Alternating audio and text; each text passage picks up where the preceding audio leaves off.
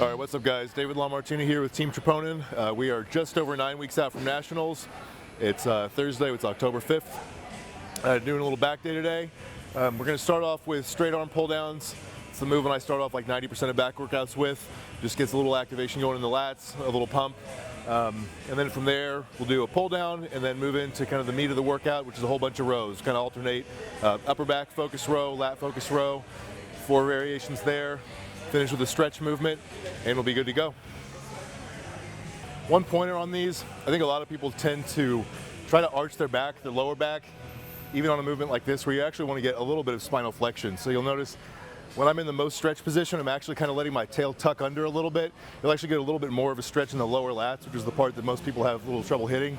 And then even in the most contracted position, I'm not trying to arch my lumbar spine like that. I'm trying to keep that relatively neutral and get a little bit of thoracic extension going.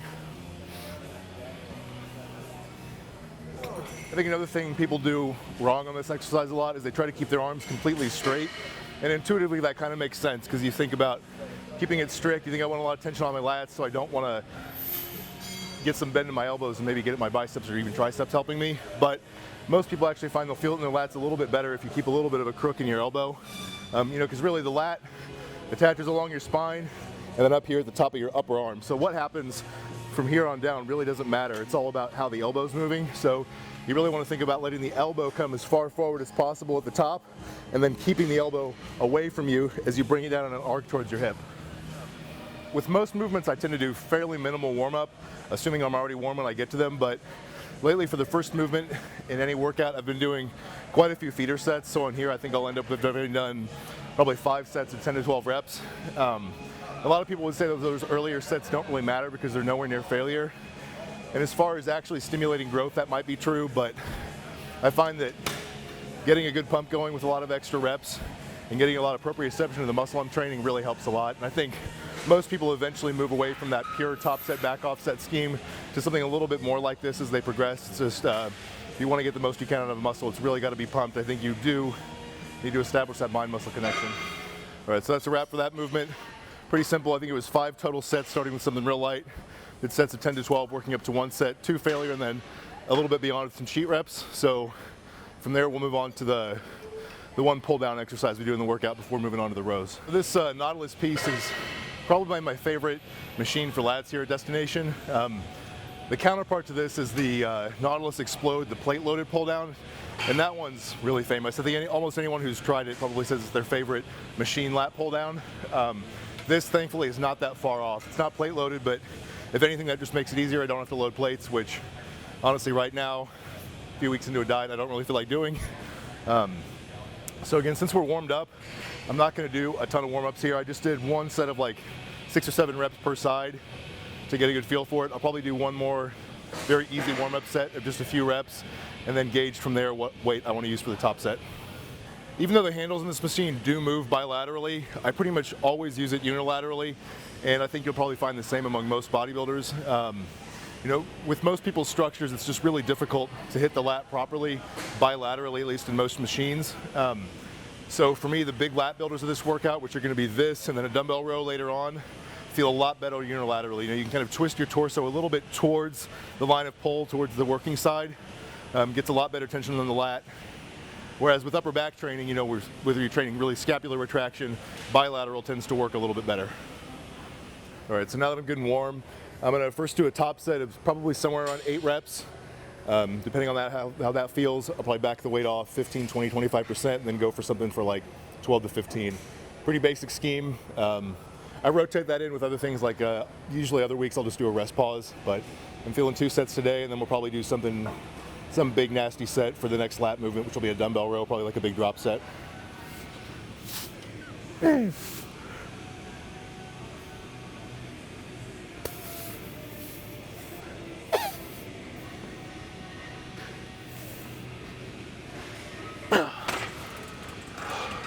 I'll call that 8 reps or 7 with a forced rep.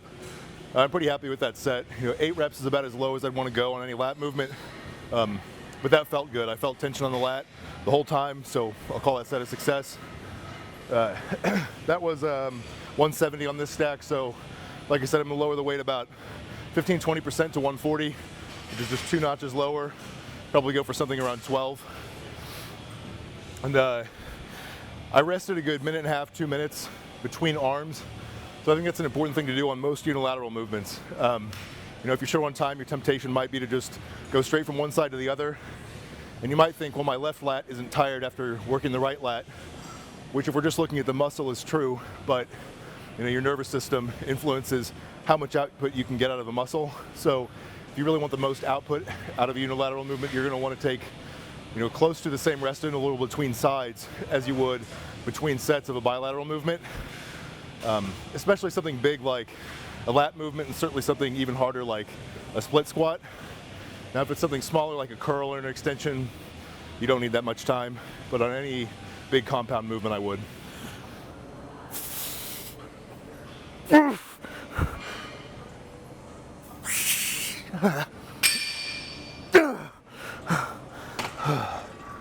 Now we're moving on to the first upper back movement of the workout, which is a chest supported dumbbell row. A real basic movement, but I actually like the feel of it better than just about any chest supported T-bar I've used. And then one real nice thing here at Destination is that they've got this curved bench. This makes it a lot easier to kind of drape your upper back over the bench and get really good scapular protraction. You know, you can move your shoulder blades real far forward on your rib cage, and the further forward you can get your shoulder blades, basically the more you're stretching your traps and rhomboids, which means the more of a contraction you can get on the concentric. This does tend to be a pretty humbling movement. You know, you might think that if you're strong enough to easily do a normal one-sided dumbbell row with like 150s plus, then you'd be able to do the same no problem here. But it's a much more strict movement, especially if you do it properly and keep your elbows pretty far out to your side. So yeah, don't go too heavy.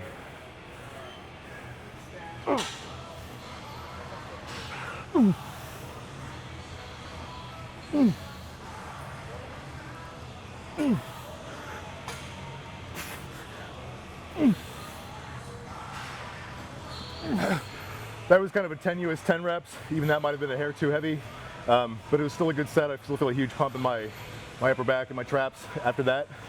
But for the next one, I'm going to get extra strict. I went down from 110s to 85s. I'll kind of accentuate the pause and the stretch here, and hopefully get a bit more of a contraction at the top, a bit more range of motion.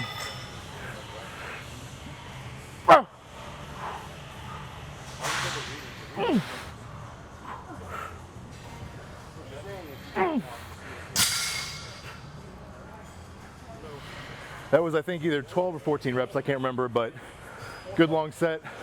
Got exactly what I wanted to out of it. So that wraps it up for this movement. Now we're going to move on to a one-arm dumbbell row. Probably just one big drop set there.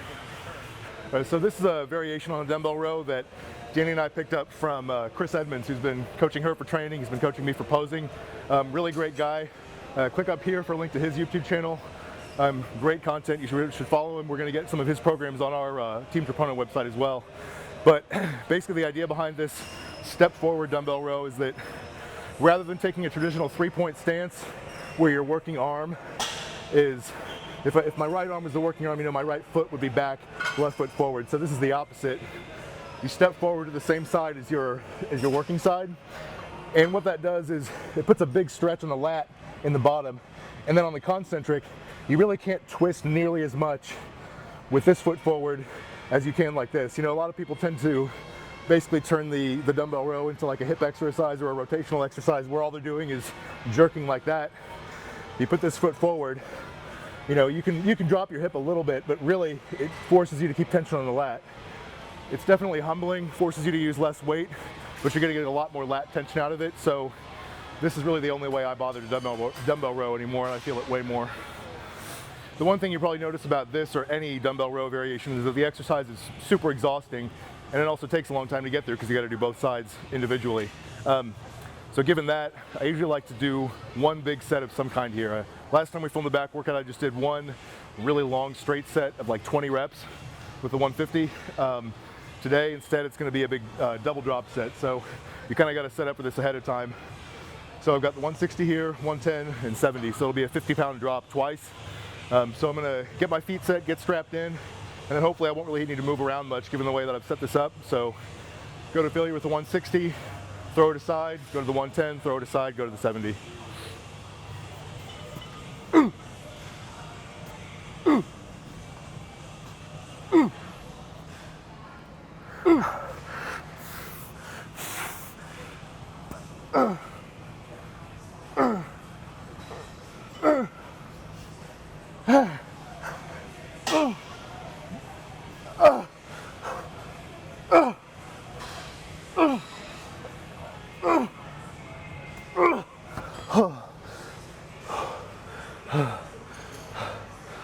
What I said before about taking your rest between unilateral exercises, that really applies here. I probably need a good 3-4 minutes rest between a drop set on one side and then doing it again on the other. Yep. Ooh.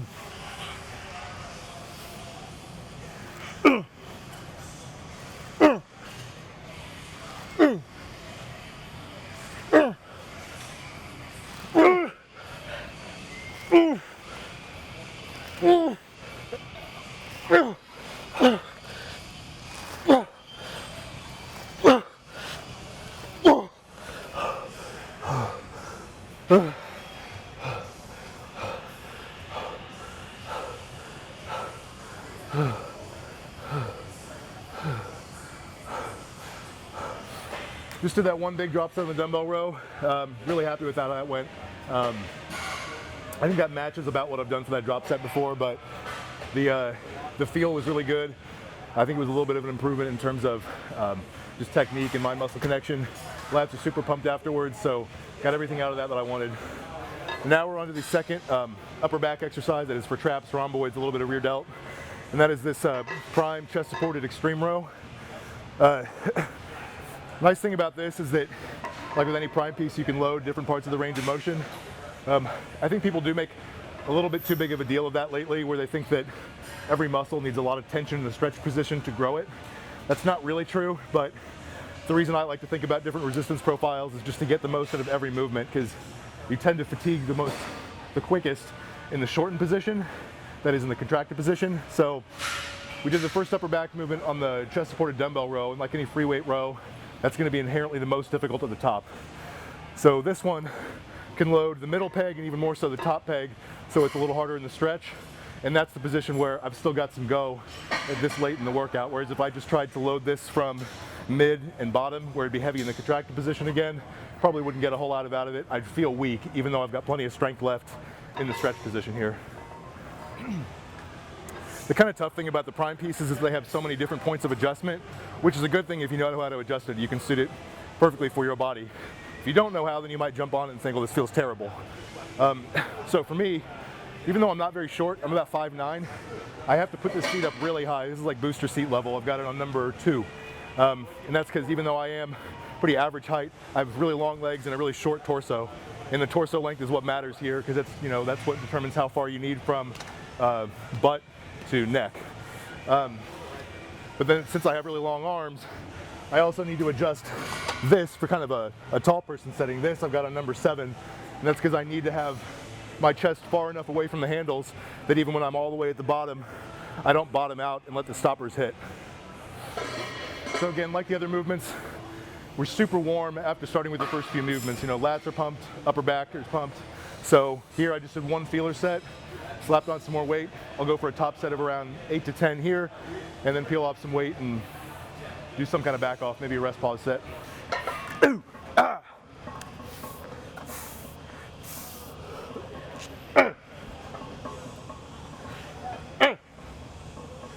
That top set went pretty well.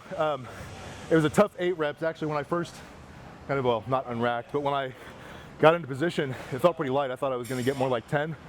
But I was really happy with the range of motion and the pause and the stretch position. So overall, really successful set in my mind. But since I did end up at kind of the bottom of the rep range that I wanted, I'm going to play it conservative on this back off set, which will probably be a rest pause set. So I'll get somewhere around 12 to begin with. Rest about 20 seconds, go to failure again. Rest about 20 seconds, go to failure one more time. That's something you always want to be doing in any workout. Kind of evaluate as things go along and adjust. You know, if you plan to do a certain weight for your back off set, but the top set didn't feel quite right, don't be afraid to back it down. And likewise, if top set felt light, don't be afraid to go a little heavier for the back off.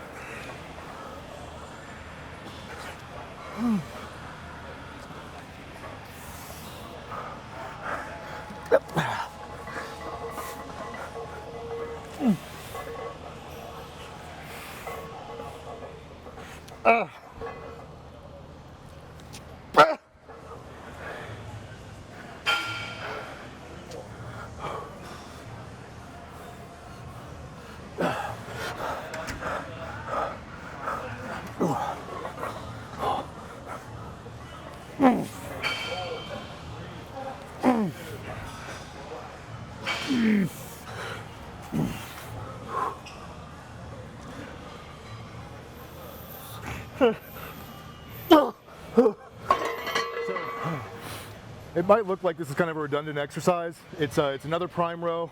It's got the same upward arc as the extreme row over there, and I'm going to be using a neutral grip again.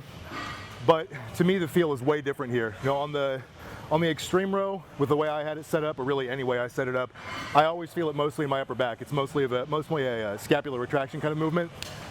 With this one, if I set it up right, I feel it way more in the lats. And I think the main difference is that this machine allows you to set the seat higher, you know, relative to where your arms are moving. So, whereas on the extreme row, you know, the elbow path is really more elbows back, retracting the shoulder blades. This is really going to be more of an elbows kind of back and down towards the hip, so it's much more of a lat movement. I did this in the last video, last time we filmed back, but I'm going to do it again. I've got these performance pins here, so I'm going to use these to do a drop set without having to unstrap myself from the machine. So we'll set one of these in the heaviest weight, the next one in the second heaviest weight, and then the machine's own pin I'll set in the third heaviest weight. So it'll be a double drop, and I'll be able to stay strapped in the whole time.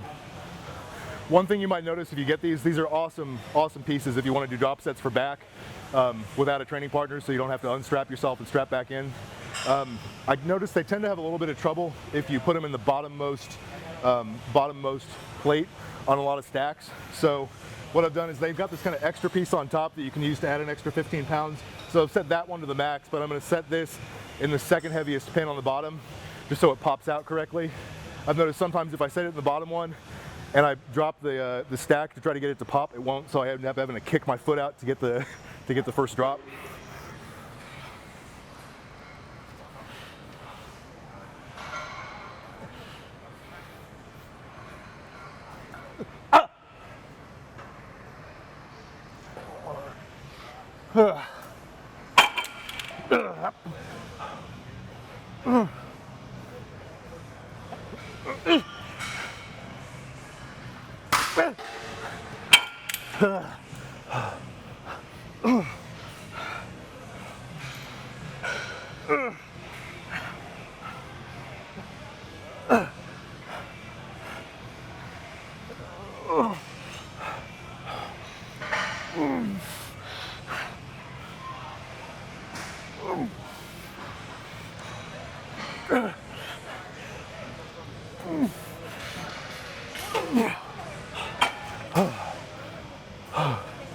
All right, so that wraps it up for the, I'd say the heavy rowing of the workout.